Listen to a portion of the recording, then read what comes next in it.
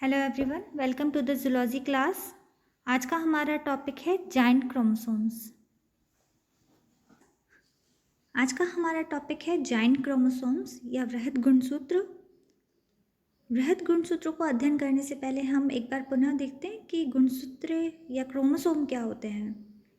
Chromosomes जो हैं वो basically they are rod shaped filamentous bodies which are present in the nucleus. हमारे केंद्रक में उपस्थित धागे या छड़ के समान आकृति की संरचनाएं होते हैं जिन्हें हम सेल डिवीजन यानी कि कोशिका विभाजन के दौरान स्पष्ट रूप से देख सकते हैं। एक क्रोमोसोम जो है they are the carriers of the genes और also called as the unit of heredity. ये हमारे आनुवंशिकता के वाहक होते हैं। इन्हें हम एक्टिव न्यूक्लियस के अंदर इन्हें ईजीली नहीं देख सकते क्योंकि they are basically present in the form of chromatin fibres. जो हमारी इंटरफेज अवस्था होती है सेल डिवीज़न या कोशिका विभाजन की, उसके दौरान ये क्रोमेटिन फाइबर्स के रूप में उपस्थित होते हैं।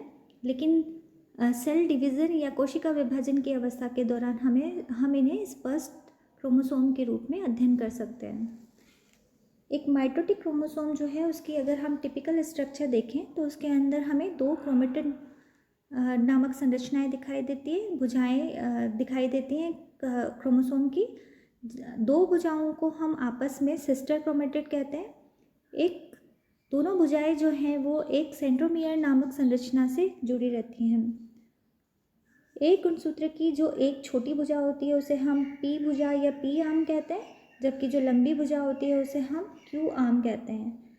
इस चित्र के अंदर आप नीली और हरी भुजाएं, दो प्रकार की भुजाएं देख रहे हैं। तो दोनों ही भुजाएं आपस में एक दूसरे की सिस्टर क्रोमेटिड कहलाती हैं, जो कि माइटोटिक डिवीज़न के दौरान, एनाफेज अवस्था के दौरान एक दूसरे से पृथक होती हैं। जाइंट क्रोमोसोम या वृहद गुणसूत्र कुछ कोशिकाएं या फिर कुछ कोशिकाओं की कुछ पर्टिकुलर स्टेजेस के अंदर बड़े न्यूक्लियाई के अंदर हमें विशिष्ट बड़े आकृति के लार्ज साइज क्रोमोसोम्स या गुणसूत्र देखने को मिलते हैं, जिन्हें हम वृहद गुणसूत्र या जाइंट क्रोमोसोम्स कहते हैं। और ये जाइंट क्रोमोसोम्स दो प्रकार के होते हैं, पॉलीटिन क्रोमोसोम्स या lamp brush chromosomes. Giant chromosomes they are basically found in certain tissues like salivary glands of larva, gut epithelium, Malpighian tubules, and some fat bodies of some dipterians. These chromosomes are very long and thick. लगभग इनका जो size होता है वो जो normal mitotic chromosome होता है metaphase अवस्था में पाया जाने वाला, उसका लगभग 200 गुना बड़ा होता है, जैसा कि ड्रोसोफिला में देखा गया है। इसीलिए इनको हम वृहद गुणसूत्र या जाइंट क्रोमोसोम कहते हैं। Lamp brush chromosome.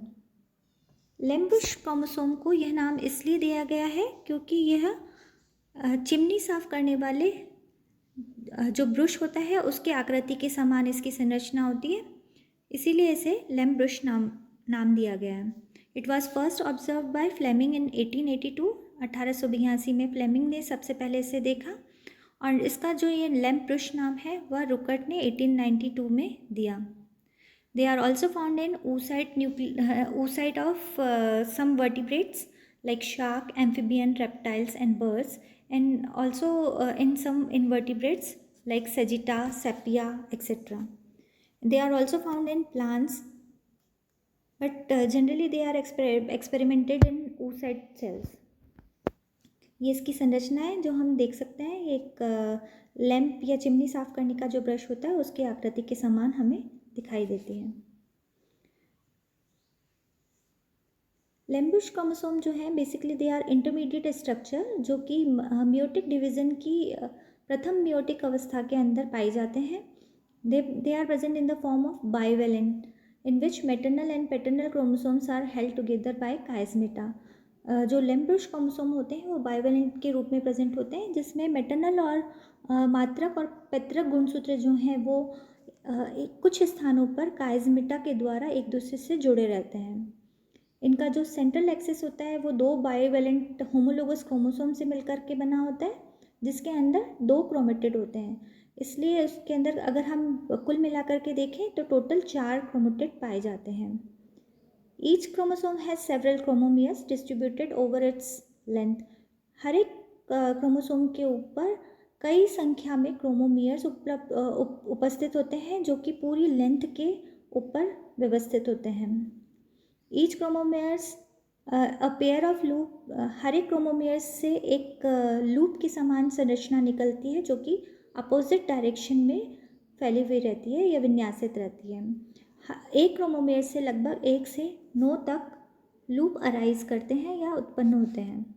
ये इसकी संरचना है। ये 2 बाइवेलेंट क्रोमोसोम्स होते हैं, एक मात्रक होता है और एक पैतृक होता है। हर एक क्रोमोसोम के अंदर 2 क्रोमेटिड उपस्थित होते हैं और हर एक क्रोमेटिड के अंदर कुछ स्थानों जिन्हें हम क्रोमोमियर कहते हैं, वहाँ से कुछ लूप के समान संरचनाएं उत्पन्न होती हैं। और अधिक इसको हम डिटेल में स्टडी करने के लिए इस चित्र के द्वारा देख सकते हैं।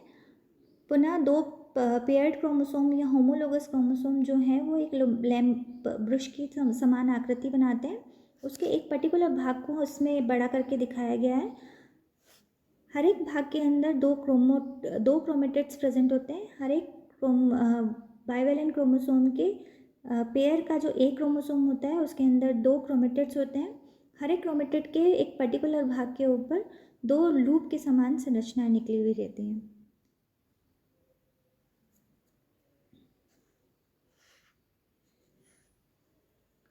जो लेटरल लूप होते हैं उसके अंदर fully extended DNA duplex present होता है, यानी कि पूर्ण रूप से खुला हुआ डीएनए डुप्लेक्स या डीएनए की एक डबल हेलिकल स्ट्रक्चर प्रेजेंट होती है।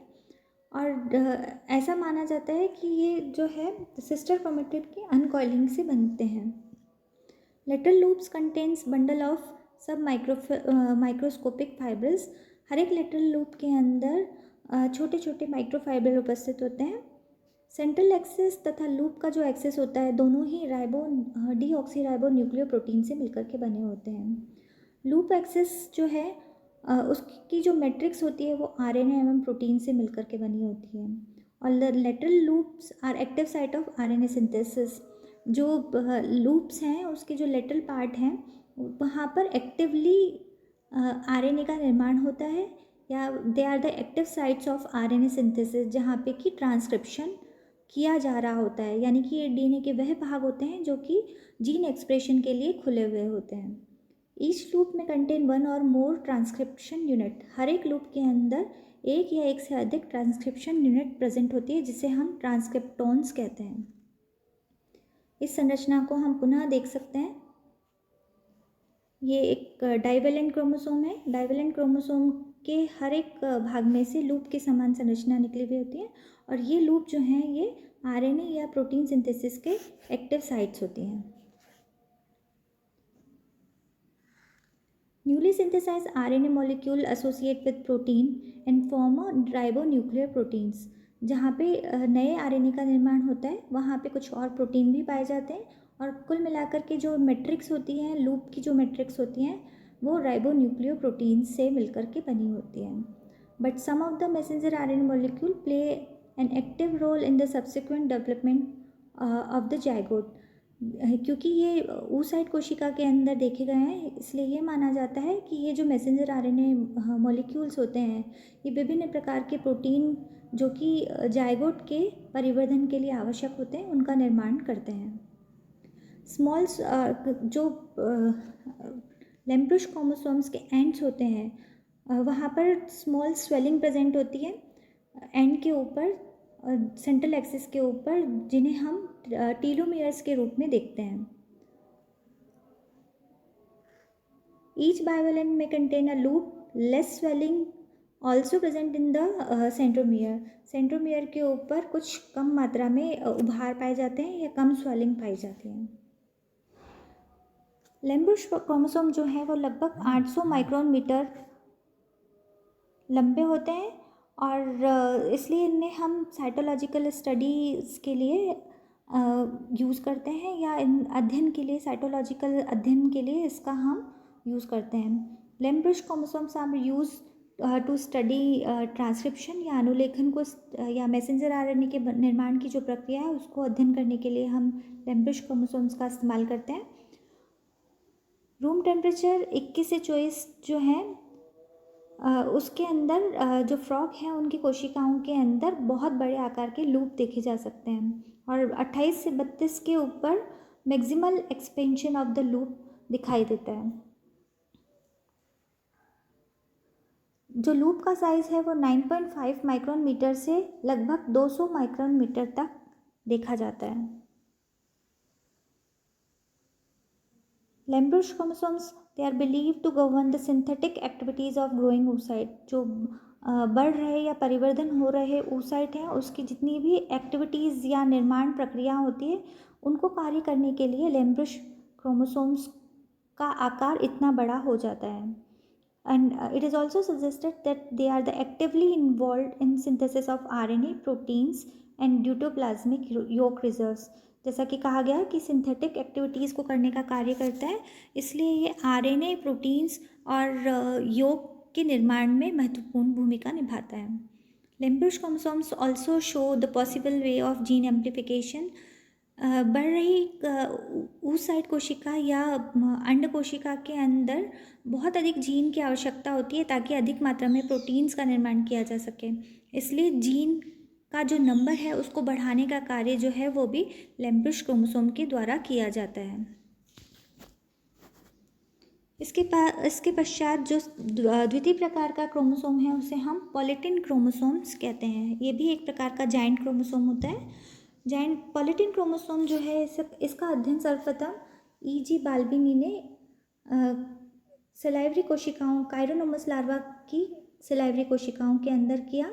इसके अलावा ये रेक्टल एपिथेलियम और मेल्पिगियन ट्यूब्यूल्स के अंदर भी इसको देखा गया। They are also many time larger than the normal chromosomes. जो नॉर्मल क्रोमोसोम होता है उससे कई गुना लगभग इसकी जो लेंथ है वो 200 माइक्रोन मीटर तक बड़ी होती है। इसका जो इनॉर्मस साइज़ है वो इसकी जो क्रोमोनिमा है उसके डुप्लीकेशन की वजह से होता है, यानी कि जो एक क्रोमेटिड के अंदर जो क्रोमोनिमा फाइबर पाए जाते हैं उनकी डुप्लीकेट होने की वजह से इसका इतना बड़ा साइज़ हो जाता है। पॉलीटिन क्रोमोसोम जो है वो नॉर्मल सोमेटिक कोशिका में पाए जाने वाले क्रोमोसोम की तुलना में लगभग 1000 गुना तक बड़े होते हैं। Because these chromosomes actually consist of many strands, they are called as polytin chromosome। क्योंकि इसके अंदर बहुत अधिक मात्रा में strands पाए जाते हैं इसलिए इन्हें हम polytin chromosomes कहते हैं। यदि अगर हम इसकी संरचना का अध्ययन करें तो polytin chromosomes के अंदर 5 लंबी भुजाएं और 1 छोटी भुजाएं पाई जाती हैं, जो कि काइरोनोमस लार्वा के जो कुल मिलाकर के 8 गुणसूत्र हैं उन सब के आपस में एक दूसरे से फ्यूज़ होने या संयुक्त होने से बनते हैं। लंबी भुजाओं में से 6 आर्म्स में से जो सबसे छोटी आर्म होती है वो क्रोमोसोम नंबर 4 को रिप्रेजेंट करती है, जबकि जो लॉन्गेस्ट आर्म होती है वो सेक्स गुणसूत्र या लिंग गुणसूत्र को प्रदर्शित करती है। जो पॉलीटिन क्रोमोसोम होते हैं उनके अंदर हम 2 मुख्य भाग देखते हैं या 2 मुख्य भागों में उसे हम विभाजित कर सकते हैं, जिन्हें हम बैंड्स और इंटरबैंड्स कहते हैं। बैंड जो हैं वो डार्कली स्टेन्ड होते हैं, यानी कि अधिक गहरे अभिरंजित होते हैं, जबकि इंटरबैंड जो हैं वो लेस लाइटली या लाइटली स्टेन्ड होते हैं। और लगभग 80% डीएनए जो है वो बैंड्स के अंदर पाया जाता है, लगभग 15% डीएनए जो है वो इंटरबैंड्स वाले रीजन के अंदर पाया जाता है। जो इंटेंसली स्टेन्ड क्रोमोसोमल सेगमेंट होते हैं वो हाई डिग्री ऑफ पैकिंग की वजह से गहरे अभिरंजित होते हैं, इसलिए वो जेनेटिकली इनएक्टिव होते हैं। इन भागों को हम हेटेरोक्रोमेटिन रीजन्स कहते हैं। या लेस टाइटली पैक्ड जो सेगमेंट्स होते हैं जो कि लेस डिस्टिंक्टली और लेस डिस्टिंक्ट होते हैं, और ऐसे रीजन जो है वो जेनेटिकली एक्टिव रीजन्स को रिप्रेजेंट करते हैं। इन रीजन्स को हम यूक्रोमेटिन रीजन्स कहते हैं। कहने का तात्पर्य यह है कि जो बैंड वाले रीजन होते हैं उनके अंदर पाया जाने वाला भाग हेटेरोक्रोमेटिन रीजन होता है, जो कि जेनेटिकली इनएक्टिव होता है, जो कि अपने आप को एक्सप्रेस करने में या प्रोटीन सिंथेसिस में उपलब्ध नहीं करवा पाता या भाग नहीं ले पाता है। जबकि जो लेस लाइटली स्टेन्ड भाग होते हैं या less lightly tightly packed regions होते हैं, वो एक्टिव रीजन्स होता है, जेनेटिकली एक्टिव होता है, उस भाग को हम यूक्रोमेटिन भाग कहते हैं, और ये प्रोटीन सिंथेसिस के द्वारा अपने आप को एक्सप्रेस करता है। ड्रोसोफिला की सलाइवरी ग्लैंड के अंदर लगभग 5000 बेंड्स पाए जाते हैं, जो कि 4 क्रोमोसोम्स के अंदर उपस्थित होते हैं। Chromosomes and bands are right angle to the long axis of the chromosomes. Band जो है वो लॉन्ग एक्सिस के राइट एंगल के ऊपर प्रेजेंट होते हैं। Bands have high DNA content and absorb UV light. जो बेंड वाले रीजन होते हैं उनके अंदर डीएनए का हाई कंटेंट होता है और यूवी लाइट को एब्जॉर्ब करते हैं। Penton and Bridges showed that in Drosophila the bands are associated with genes. Painter और ब्रिज ने उनका यह मानना था कि ड्रोसोफिला के अंदर जो बैंड्स होते हैं वो जीन्स के अनुरूप होते हैं। धन्यवाद।